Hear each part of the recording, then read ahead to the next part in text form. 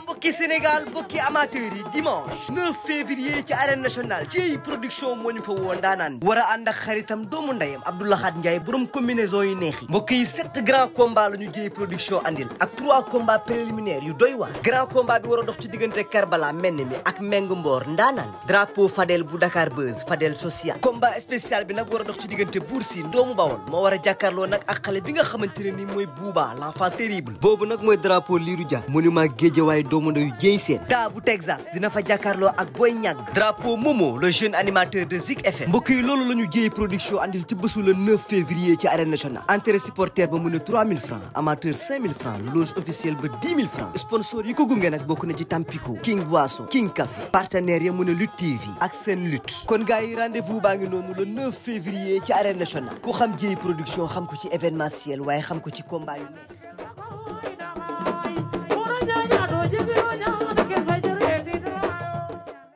chose xam nga tey Zarko ku mer booy boo nga gif parce que Zarko tey toll na foo xamante ni ci làmb bàyyiwul kenn xel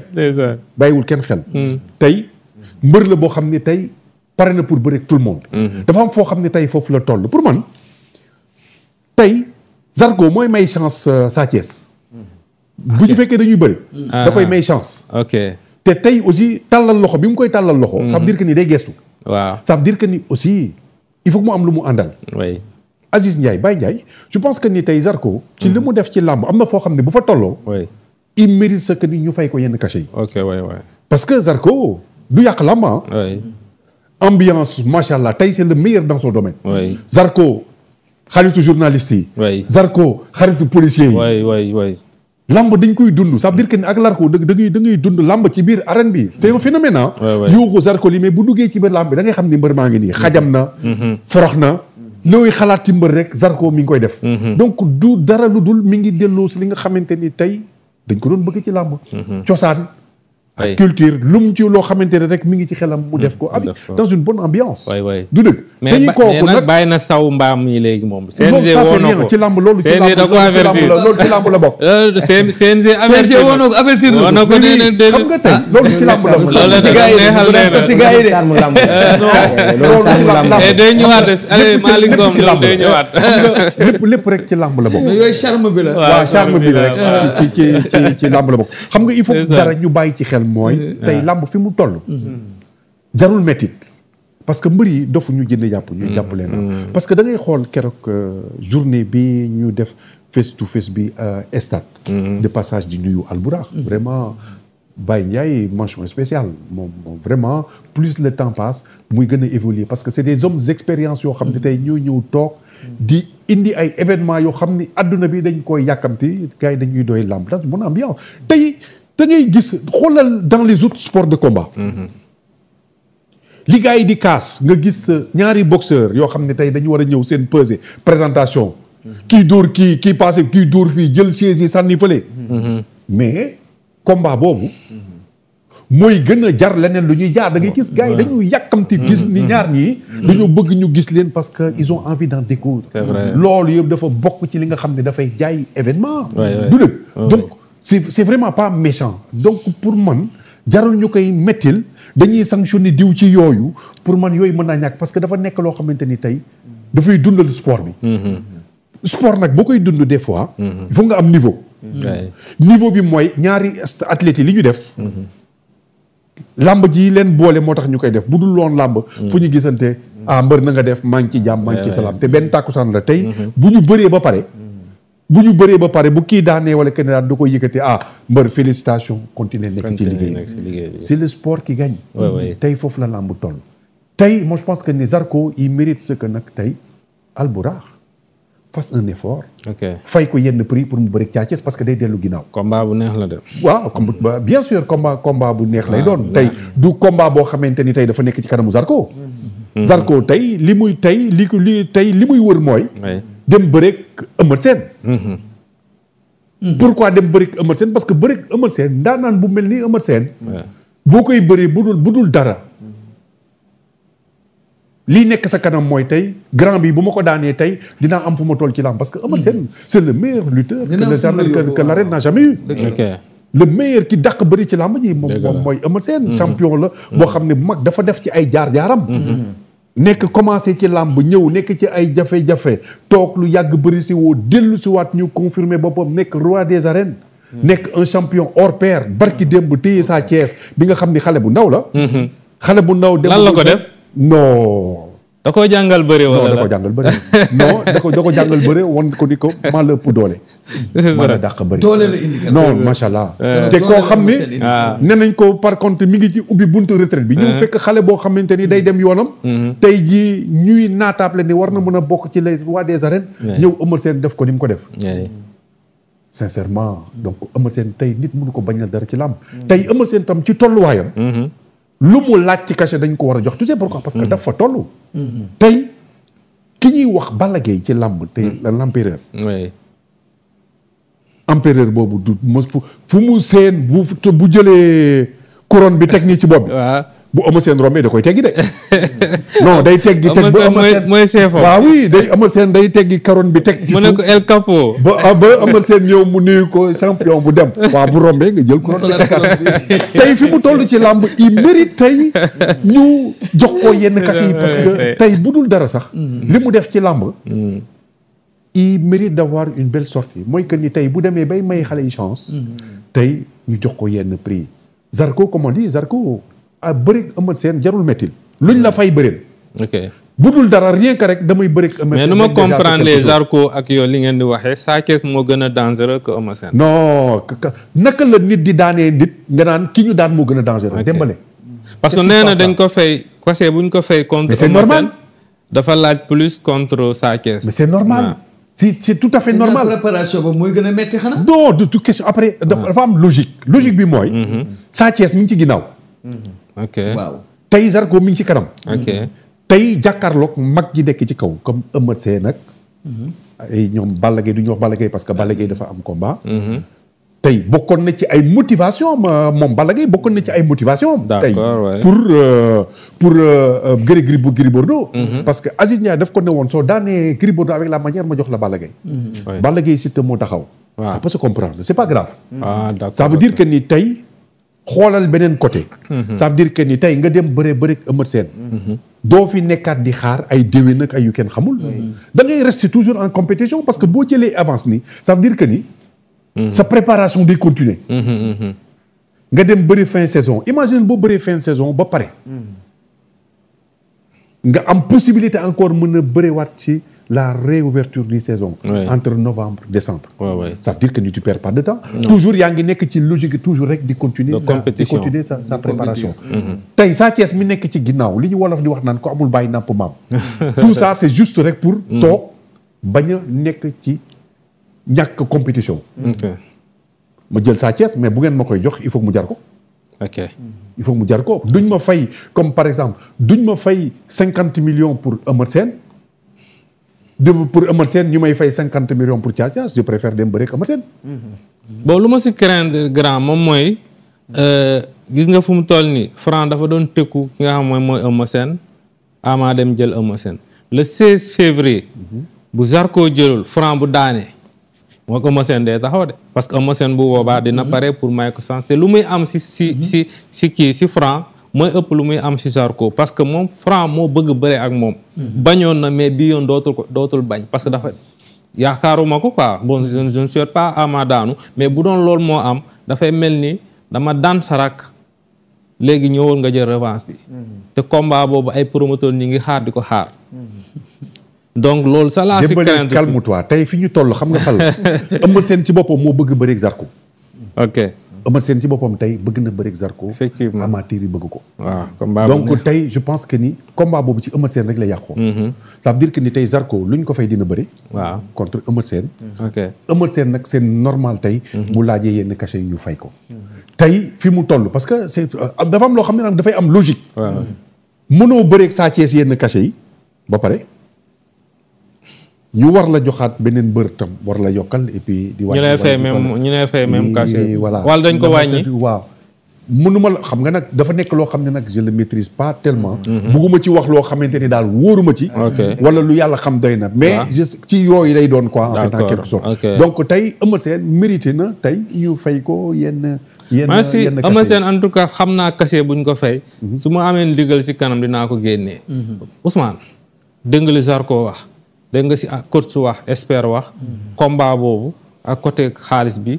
lan mooy sa xalaat en tant que expert yooyu. avant tout sama damay remercier Albourakh. Albourakh Events. tàmbale ko nag ci Abdou Aziz Ndiaye. sama mbokku taalibe laa koy woowee toujours. sama mbokku taalibe la. di remercier aussi Baye Ndiaye.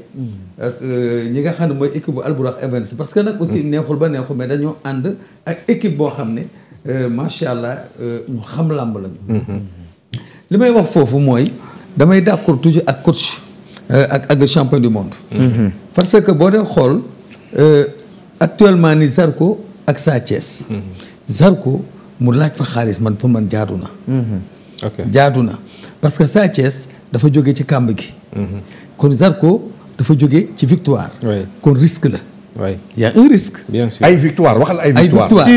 ay victoire léegi mu tegale 6 victoire. ba noppi jël koo xam ne dafa jóge ci défaite. il faut mu am cachet bu ko jar. ak préparation bu ko jar moo xam nag moom na ma koy préparer ak mystiquement ak sportivement. waaye li ma mën a wax mooy man li ma xamee ñoo Baye Ndiaye ak Aziz Ndiaye defe naa ne loolu du leen boole man pour man combat bi dina taxaw.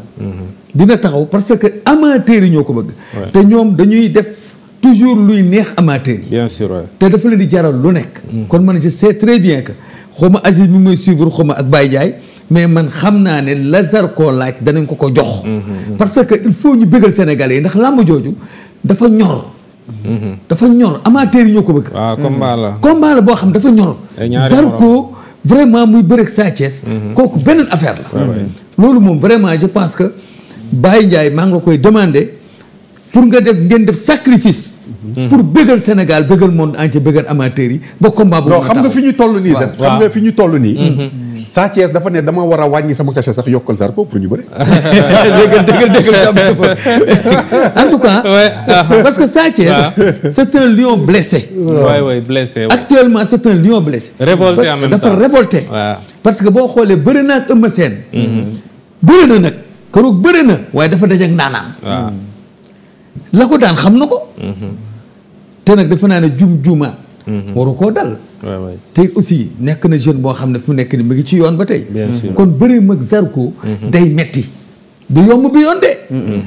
coach bii du yomb. déedéet xam lu tax du yomb. bii du yooyu la koy wax du yomb. parce que gis nga Sa Thiès. Sa Thiès day ñëw ak yeneen argument yu bees. parce que dafa am fu mu jógee. c'est à Zarko nag moo xool nan lay gérer argument Sa Thiès yooyu. mais non man calme-toi xam nga wolof nee na. waaw cin bu naree neex. calm down waaw cin bu naree neex bu baxee xeeñ. xam nga tey Sa Thiès. man c'est un jeune boo xam ni je l'aime beaucoup je l'apprécie beaucoup. xale bu baax la xale bu yaru la. ok mais ces derniers temps. de passage maa ngi nuyu Pape Mama Fall. vraiment nit ku baax sama xarit la. ku baax vraiment nit ku baax. koo xamante ni nit la koo xam ne dafay sonn pour waa Guédiawaye. ndeysaan. donc pour te dire que ni des fois je dis mais qu'est-ce qui ne va pas chez vous. oui Sa Thiès mii ma gis qu'est-ce qui ne va pas. oui forme bi mu yor nii c'est pas normal. ok Sa Thiès di grossir di am ay bis. pour di am ay biir pour sportif tey boo jógee ci défaite bu mel ni bu Eumeu Sène. oui tu dois dire à tout le monde que j'ai compris du way wax. ça veut dire que ni dañ la war a gis ci liggéey. bien sûr nga nekk ci liggéey ça veut dire que ni retour à la base. delluwaat. dem di liggéey dem école ba. di bëre di contact di jóg di daal. mais defuloo loolu yëpp tey Zarko ñëw ne salaamaaleykum nga naan jël Zarko ñiy wax nga naan ay yomb attention Zarko neexalul kenn nag. kenn la neexalul fii ci làmb ji. Sa Thiès non Sa Thiès ak ñëpp ci yem. xam nga pour moom tey boo gisee sax li tax muy sawar sax. ñu naan ko Sa Thiès sax muy dellu ginnaaw sax jox leen ma ko jox leen ma tuuti xaalis. parce que dafa am beneen bunt bu mu bëgg a ubbi foofu. attention. oui parce que tey dafa ne bu ma jëlee Sa Thiès daan ko. waaw damay jàkkaarloog Balla Gaye par force. su ma neexee sax dama koy naan bëriwuma ak yow. c'est la vérité.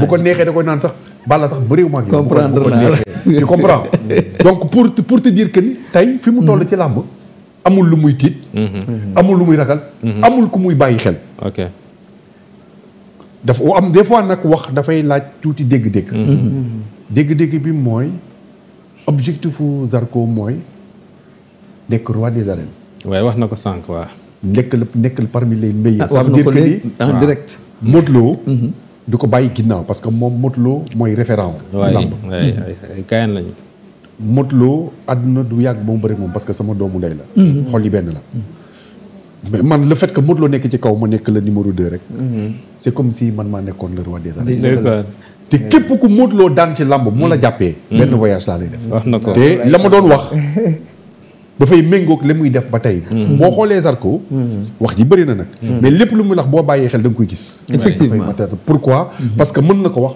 mais bu ko waxee derrière day dem liggéeyi ba nga xam te ni bu ñëwee la mu doon wax nit ñi di ci bàyyi xel da koy exploiter tey foofu la toll tey li mu bëgg mooy Modou Lo tegal ma couronne bi nii nga bàyyi ma ñëw jël couronne bi nekk le futur roi des arènes tey objectif boobu pour wax leen sportivement moom objectif am mooy loolu la Modou Lo tant que mi ngi ci kaw waaw maa ngi ci kaw nekk ci ginnaawam parce que Modou Lo c'est le meilleur yàlla def na ko le roi des arènes tey maa ngi ci ginnaaw ça veut dire que ni amul kenn koo xamante ni tey ci wam la xanaa nga bañ ma jël mais képp ku ma jël rek dinaa la wan ni je suis meilleur que toi tey Zarko pour wax la ni tey état d'esprit boobu la nekkee waaw moo nekk ci moom la gëm et puis ànd ceeg waa Grand Yoff waa Dakar pour évoluer en tout cas yaa ngi créer débat ci commentaire yi ñu bëri d'accord ñu ci mais docteur Gilles neen mu ngi lay nuyu bu baax docteur Gilles maa koy ziar bu baax docteur Gilles alors Ali loo ciy wax yow waaw Dembélé comme noonu rek yaakaar naa ne yaa ngi may laaj ci combat boo xam ne amoon na fi le 25 avril 2011 c'est ça sama jumul Pa Abdou Fall moo ñu koy indiloon mu nekkoon spécial lu Baye Mandione ak ndem si yàlla si Moussa Dioum lu leer ndeysaan macha allah mu nekkoon combat boo xam te ne mën naa ne Pape Abdou Fall foo nekk Pape Abdou Fall fu mu nekk Pape Abdou Fall ngir yàlla ñëwal ngir yàlla président ñëwal def na lu bëri ci làmb moo Pape Abdou Fall moo ñu koy indiloon mais li may wax ci combat boobu ci début bi laay wax doog a ñëw ci actuellement liñ fi ñu toll parce que yaakaar naa ne Sa Thiès ak Zarko bu ñuy bëri bee passé mën naa ne Sa Thiès moo gënoon nekk ci yoon parce que Sa Thiès ba muy bëreeg Zarko moom mi ngi ci 5 combats 5 victoires Zarko ba muy bëreeg Sa Thiès mi ngi ci 4 combats 2 victoires 2 défaites merci parce que Zarko ba muy bëreeg Sa Thiès premier combat am dafa daan Boy Seye 2 deuxième combat mu daan